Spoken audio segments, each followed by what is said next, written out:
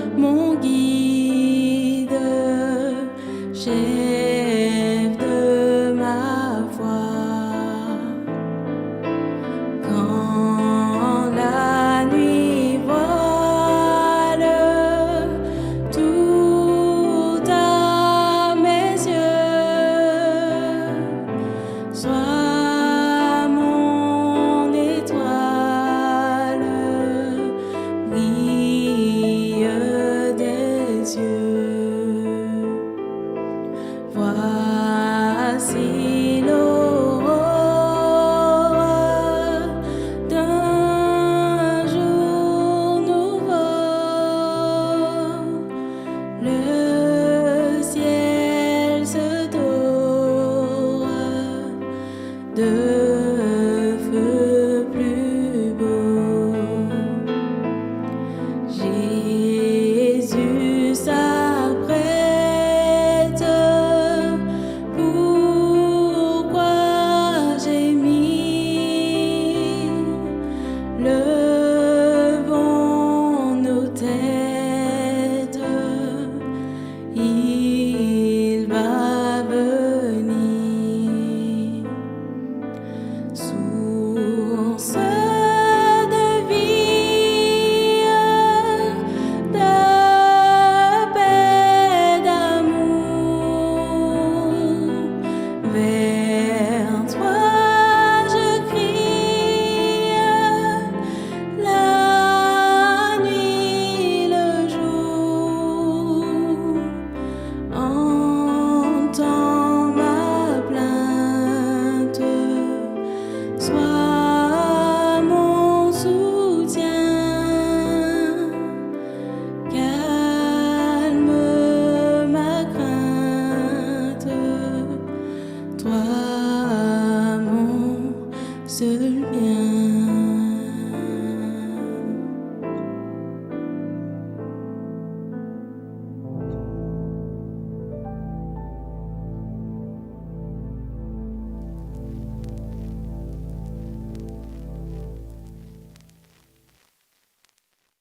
Je me suis rendu compte qu'il existe dans le monde des tonnes de moyens pour développer ses connaissances et devenir plus intelligents. Nous pouvons apprendre à l'école, dans nos livres ou par d'autres moyens. La grande tendance de ce 21e siècle est axée sur l'intelligence artificielle qui prend une ampleur disproportionnée dans tous les domaines de la vie.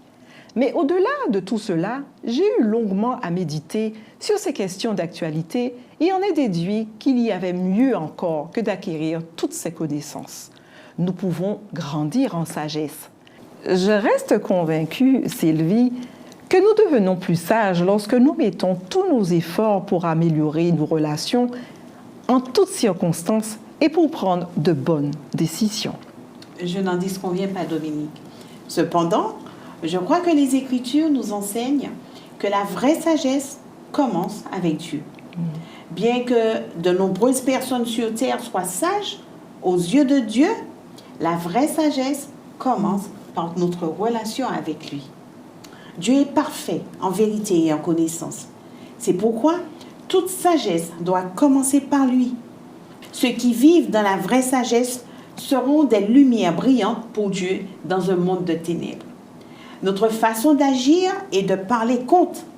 Nous sommes les représentants de Dieu auprès du reste du monde. Il est donc essentiel que nous agissions avec sagesse.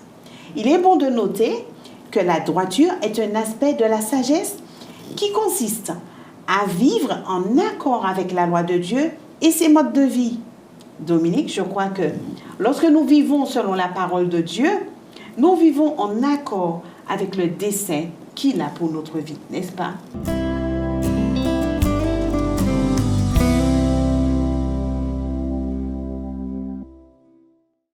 Le psaume 95. Venez, chantons avec allégresse à l'Éternel. Poussons des cris de joie vers le rocher de notre salut. Allons au-delà de lui avec des louanges. Faisons retentir des cantiques en son honneur. Car l'Éternel est un grand Dieu. Il est un grand roi au-dessus de tous les dieux. Il tient dans sa main les profondeurs de la terre et les sommets des montagnes sont à lui. La mer est à lui, c'est lui qui l'a faite. La terre aussi, ses mains l'ont formée. Venez, prosternons-nous et humilions-nous. Fléchissons le genou devant l'Éternel, notre Créateur. Car il est notre Dieu, et nous sommes le peuple de son pâturage, le troupeau que sa main a conduit. Oh, si vous pouviez écouter aujourd'hui sa voix.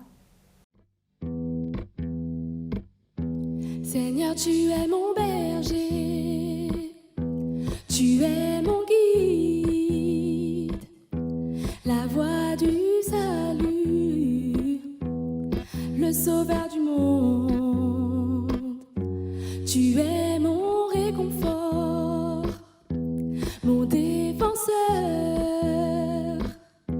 Sur toi seul, je me repose, roi des rois, prince de paix. Seigneur, tu es mon berger, tu es mon guide, la voie du salut, le sauveur du monde. Tu es mon réconfort, mon défenseur. Sur toi seul, je me repose, roi des rois, prince de paix. Et je me sens bien dans tes bras. Je m'agenouille à tes pieds. Et je me sens bien dans tes bras. Je m'agenouille à tes pieds. Seigneur, tu es mon berger, tu es mon guide, la voie du salut, le sauveur du monde. Tu es mon réconfort, mon défenseur. Sur toi seul, je me repose, roi des rois, prince de paix. Et je me sens bien dans tes bras. Je m'agenouille à tes pieds. Et je me sens bien dans tes bras. Je m'agenouille à tes pieds. Et je me sens bien dans tes bras. Je m'agenouille à tes pieds. Et je me sens bien dans tes bras. Je m'agenouille à tes pieds. Et je me sens bien dans tes bras. Je m'agenouille à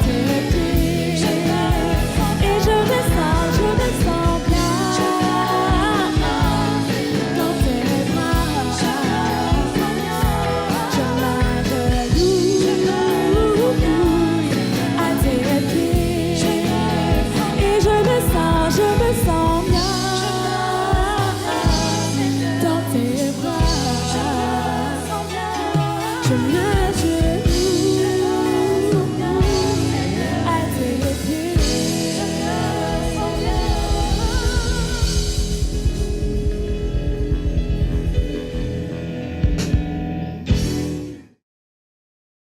À la lumière des Écritures, et plus précisément dans l'Évangile de Jean au chapitre 13, verset 35, Jésus dit que les gens sauront que nous sommes ses disciples par la manière dont nous aimons les autres. Cela signifie qu'aimer les autres, c'est vivre selon la parole de Dieu.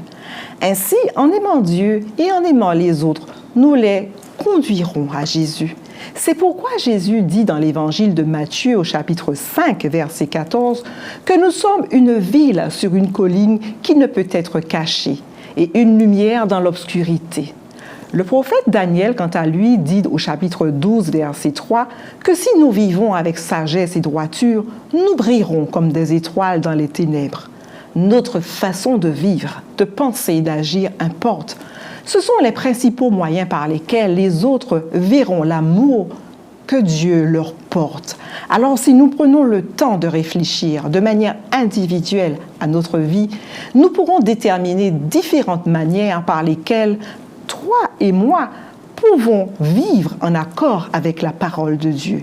Il nous serait même possible d'écrire une ou deux façons dont nous pouvons faire briller la lumière de Jésus en aimant les autres de manière tangible, afin de les transmettre à nos enfants et aux générations futures. Nous ne pouvons qu'être reconnaissants envers Dieu de partager sa sagesse avec ceux qui la cherchent.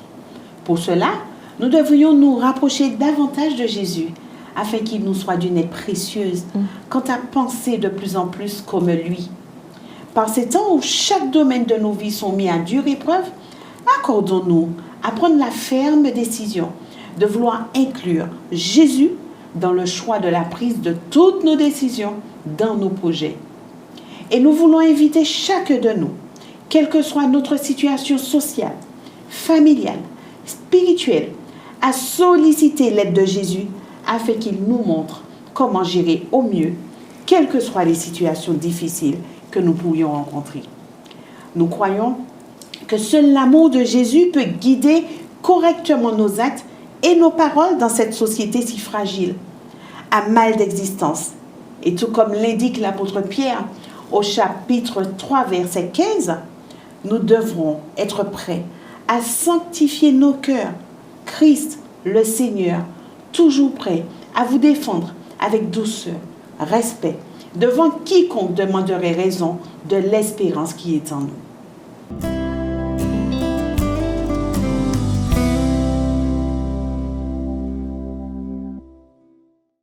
Je te salue, nouvelle ou fidèle internaute de Sabbat Délices. Tu fais bien de passer ce temps avec nous. Il faut savoir s'arrêter pour passer du temps avec Dieu.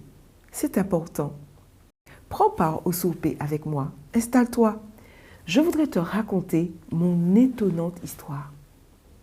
Je m'appelle Laodicée. Je porte le nom de la femme d'Antiochos II. Mon nom est aussi celui d'une ville riche et prospère. En effet, je porte le nom de la capitale de la Phrygie en Asie mineure, réputée pour sa fabrication d'étoffes et de vêtements en laine. En fait, je suis une église chrétienne, fondée probablement par Épaphras, un fidèle compagnon de captivité de l'apôtre Paul, alors emprisonné à Rome. Alors que je m'affaire à mes occupations habituelles, à l'œuvre de Dieu, étudier, enseigner, préparer les habituelles cérémonies, prier et contrôler si tout va bien, une voix céleste me donne cet avertissement surprenant. Je vais te vomir de ma bouche.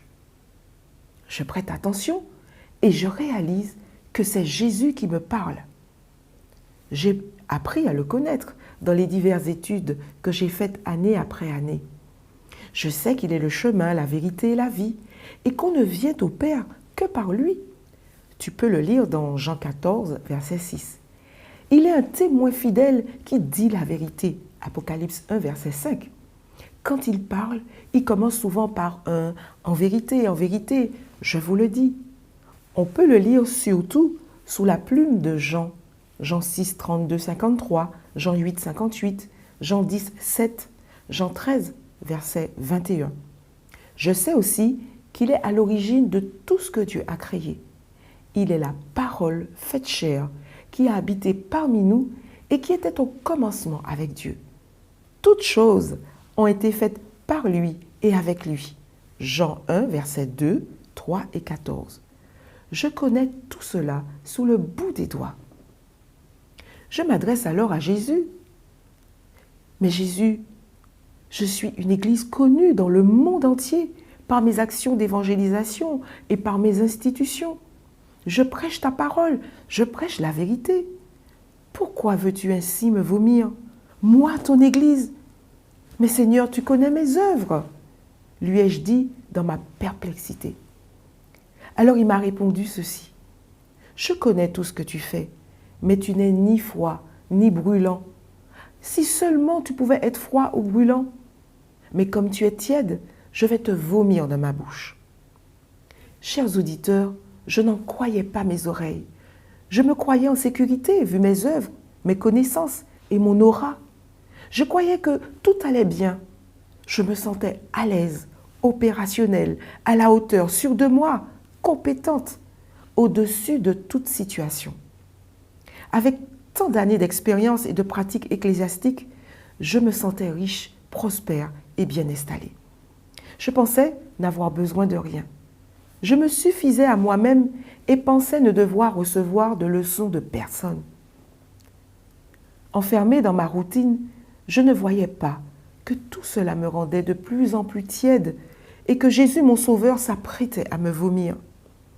Jésus me voit en danger et m'interpelle en ajoutant « Mais en fait, tu es malheureuse, tu fais pitié, tu es pauvre, aveugle et nue, et tu ne sais même pas cela. » Je vous assure, j'étais loin de penser cela de moi. Je n'en revenais pas. Moi, Église chrétienne de Laodicée, malheureuse, misérable, pauvre, aveugle et nue. Dans mon affairisme ecclésiastique, je ne voyais pas que je manquais en fait de l'essentiel. J'étais aveuglée par ma prospérité spirituelle. J'étais surtout dans la théorie des choses et très peu dans la pratique. J'avais besoin d'être moi-même transformée par les vérités que je prêchais aux autres.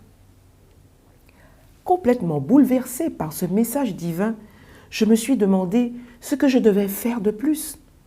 Alors le témoin fidèle m'a dit « Voici ce que je te conseille. Achète chez moi de l'or que le feu a rendu pur et tu deviendras riche. Achète des vêtements blancs pour te couvrir, ainsi tu ne seras pas nu et tu n'auras plus honte. Achète un médicament pour le mettre dans tes yeux et tu verras clair. Tout ce que j'aime, je les reprends et je les corrige. Sors de ta tiédeur et repens-toi. » Alors j'ai fondu en larmes. Entrant en moi-même, j'ai considéré ce que Jésus voulait me faire acheter. Me dépouillant de moi-même, j'accepte alors de faire provision chez lui. C'est là que je comprends mon manque de foi et d'amour. C'est vrai, je fais les choses par routine et par devoir.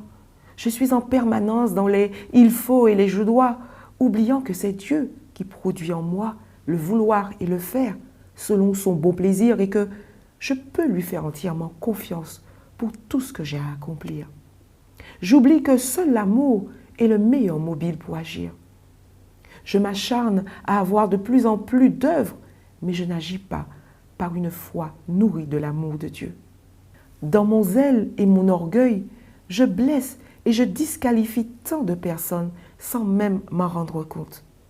En fait, je m'habille de ma propre justice. Je vois bien que ça ne suffit pas, alors j'en fais toujours plus pour contrebalancer ce vide. J'oublie que seule la justice du Christ peut couvrir ma nudité et dissiper ma honte.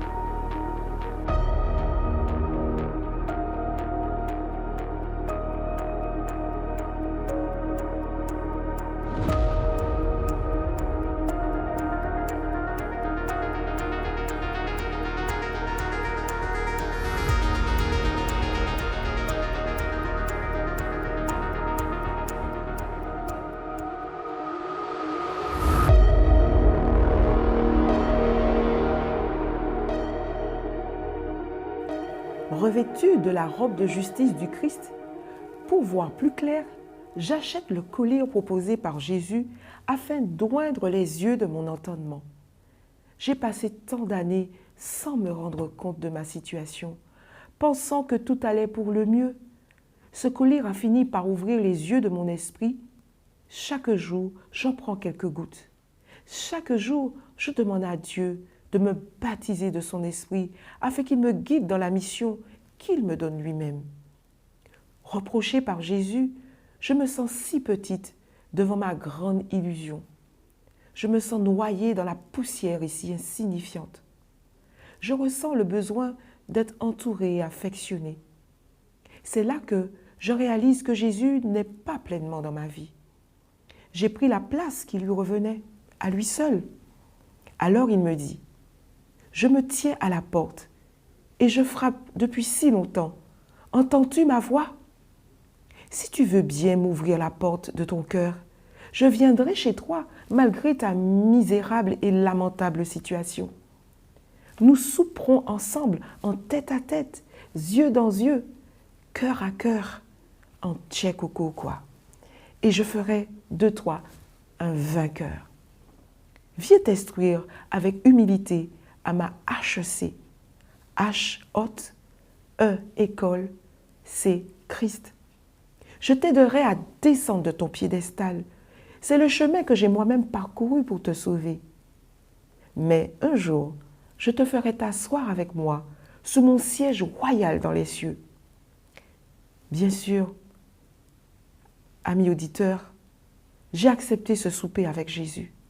Je pensais qu'il me rejetterait vu mon état, mais bien au contraire, il m'a restauré, relevé et sauvé de l'aveuglement et de la perdition dans laquelle je me trouvais. En ce sabbat délice, Jésus veut souper aussi avec toi. Tu penses peut-être qu'il est déjà à l'intérieur alors qu'il est peut-être encore à la porte.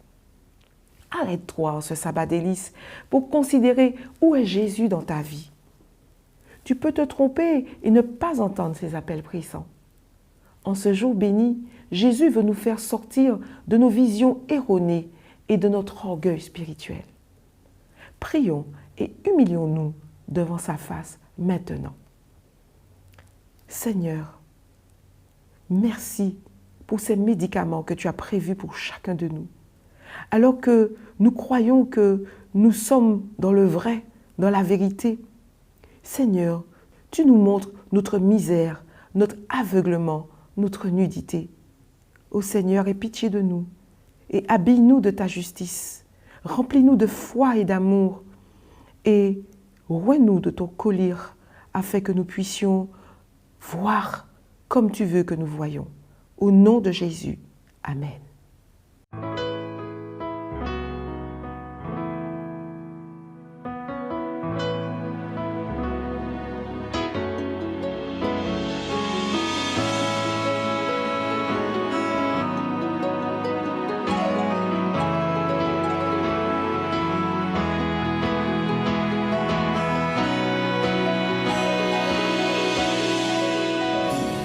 Autrefois condamnés, livrés à nous-mêmes, nous étions esclaves du péché, entourés des ténèbres, privés de la gloire, éloignés de la lumière.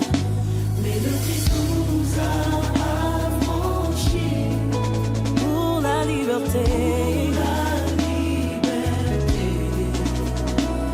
Le Christ nous a affranchis pour la liberté.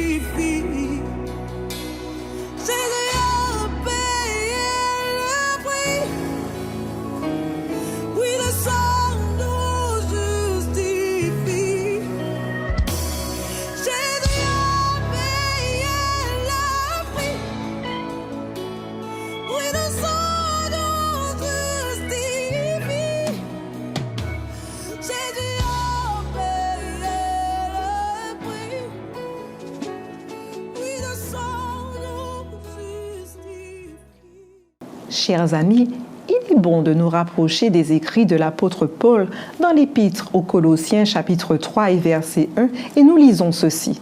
Si donc vous êtes ressuscités avec Christ, cherchez les choses d'en haut où Christ est assis à la droite de Dieu. Par ces paroles, Paul nous rappelle avec force et amour l'importance de nous appliquer en qualité d'enfants de Dieu à être des hommes et des femmes sanctifiés, mis à part. Dieu, notre Créateur, qui nous connaît, qui nous a aimés le premier, vient nous rassurer dans la Bible par sa parole au travers du prophète Jérémie au chapitre 5, verset 1, en nous transmettant ce message. Avant de te former dans le ventre de ta mère, je te connaissais, et avant que tu ne naisses, je t'avais consacré. Je t'avais désigné prophète pour les nations. Au travers de nos défaillances, nos luttes de chaque jour, Jésus est notre ami fidèle, toujours prêt à nous entendre, à nous comprendre et nous permettre de compter sur sa sagesse. Et même au milieu des circonstances les plus difficiles, Dieu pourvoit à nos besoins et il nous protège en tout temps. Il nous met à part pour lui. N'oublions jamais que rien ne peut nous séparer de son amour. Peu importe ce qui pourrait nous arriver, nous appartenons au Dieu qui a vaincu la mort, qui combat pour chacun de nous et qui nous rend vainqueurs sur chacune des épreuves de la vie. Par conséquent, il nous tarde en retour de lui témoigner notre amour. Par ces mots, nous voulons lui dire « Merci Seigneur ». Éternel, notre Dieu, notre Père, nous ne pouvons rester insensibles à tant d'amour, tant de sagesse, éternel Dieu, dans la façon dont tu nous traites. Éternel, merci d'être celui qui prend soin de nous, de nos familles, qui prend soin de nos vies, malgré, éternel Dieu, nos débordements. Et nous croyons, Céleste Père, que chaque jour, tu t'appliques à diriger nos pas vers la sagesse, n'est pas n'importe laquelle, la tienne. Et chaque jour, tu places encore davantage dans nos cœurs cette ferme volonté de vouloir à tout prix ressembler à ton Fils Jésus-Christ. Nous voulons te remercier, Père, pour cette attention toute particulière que tu portes à chacun d'entre nous et que ton nom seul, Seigneur Dieu, soit béni, exalté et glorifié au siècle des siècles. Amen.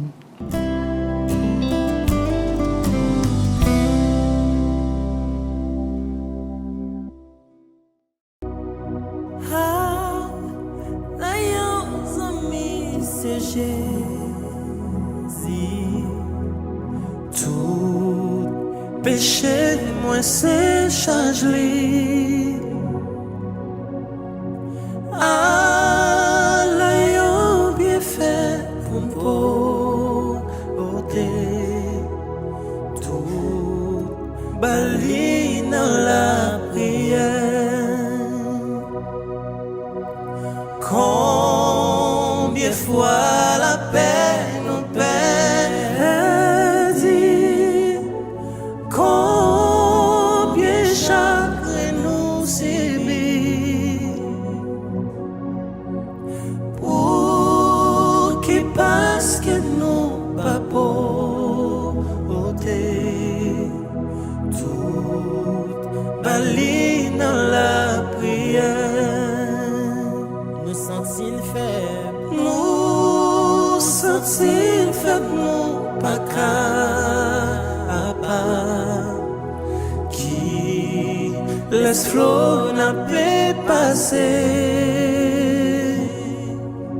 Sauver a-t-il responsable,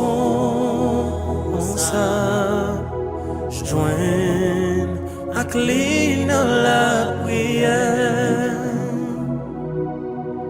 Si amis ou oublié, si Jésus l'étendait la prétend nous bras les l'ouvrir. Jésus voulait pas où la vie. La prétend nous bras les l'ouvrir. Jésus voulait pas où la vie. Malheureusement, toutes les bonnes choses ont une fin. Notre moment de partage ainsi est arrivé à son terme. Mais nous vous donnons déjà rendez-vous la semaine prochaine pour une nouvelle rencontre dans la paix, la joie de notre Seigneur Jésus-Christ. Cette émission vous a plu? Nous vous invitons à la liker, la partager massivement et à vous abonner. Nous vous remercions pour votre fidélité et vous souhaitons un excellent sabbat délice.